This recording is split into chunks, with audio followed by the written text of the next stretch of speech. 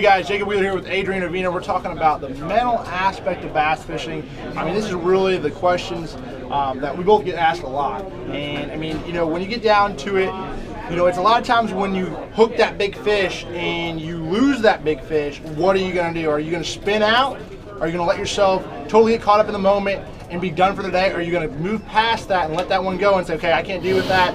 And move forward. I mean, for you, what do you do to sort of prepare, you know, for these 3-4 day events? I mean, you know, when you're fishing those big events. Yeah, I mean, I think the biggest thing, we all face it. I mean, bass fishermen in general, we're going to lose fish, you know, and I mean, just keeping positive and always knowing. I mean, I remember just watching some footage of Kevin Van Dam, dude, one of the best guys in the world, and him losing a 4-pounder, casting back out there and catching another 4, you know. I mean, so just being positive and just keeping going, you know. I mean, I think the biggest thing what people happen, and I mean, I look back at this past Forestwood Cup, you know, when Scott Canterbury lost that giant, you know, and I mean, I cringe every time I watch that one, and I mean, he only lost by a mere ounce, you know, he almost pulled through it, but I think, you know, you're going to have those opportunities throughout the course of a tournament where you may lose a big one and it may be a game changer. I mean, you've been fortunate and won some really big tournaments, and most of them been blowouts, you know, because I mean, he is Jacob Wheeler and he wins by 20 pounds every time. But I think just being positive, you know, and trying to connect on those big bites and just keeping an open mind is crucial.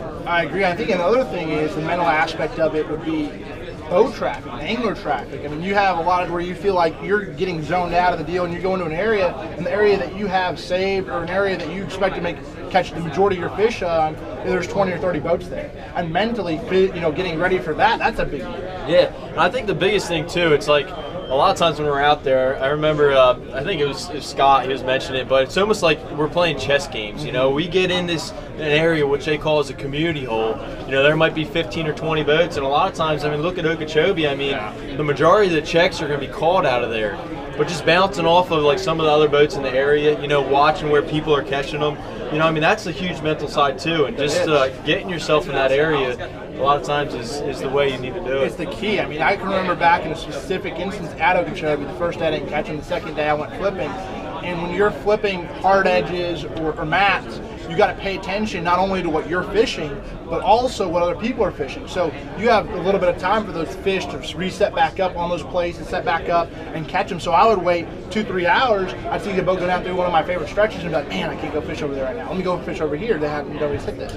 Catch one there. Then 2 hours later, run back over to one of my favorite stretches and catch those fish. So it's all that mental aspect that we don't really talk about that really turns into the key. Yeah, and I mean, I think just kind of going back to it, you know, a lot of times what happens is too, and you touched on it real brief, but when you get a lot of boats in one area, it moves them fish, you know, and a lot of times if you're smart about it, you can be that guy on that outside, you know, being low key, making no noise, and a lot of times those fish come to you. So I mean, I think just keeping an open mind, you know, keeping and understanding what these guys are doing out there.